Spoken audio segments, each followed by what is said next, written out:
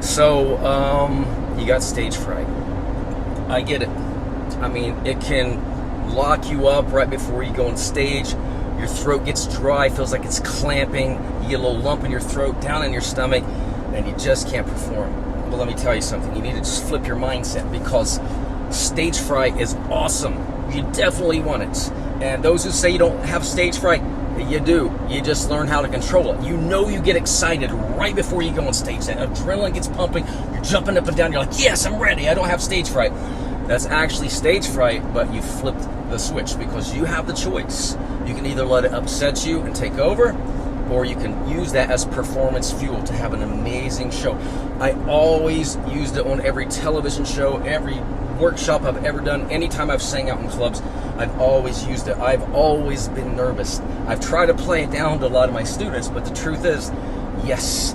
In fact, I remember going out west, I think it was Salt Lake City. I'm going to get smacked for this. Fellow vocal coach John Henney got me involved to speak at IVTOM many years ago, and I was talking about rasp and distortion. And I remember getting ready to start my 3-hour workshop, and there was Dr. Hubert Noe, a very well-known scientist, vocal scientist from Germany, telling you what, I always have stage fright, but that day when I seen him glare at me, serious stage fright.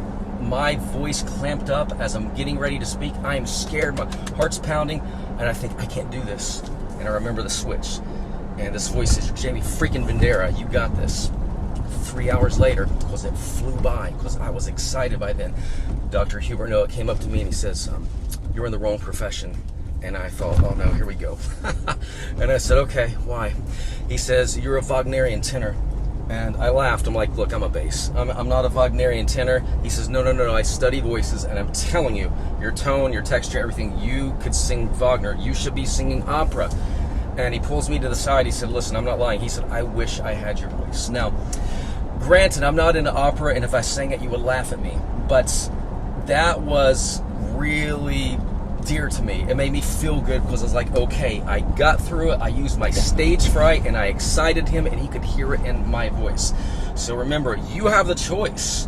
You can use that nervous energy as performance fuel. So you just got to flip the switch. And if you want more tips on it, read Raise Your Voice. We talk about breathing, vocalizing, visualizing. There's so many things that you can do to unlock that energy and be focused on a perfect show. And we teach this as well in Vendera Vocal Academy. So check it out at jamievendera.com or venderavocalacademy.com. And I'll see you later. I got to do a little vocing.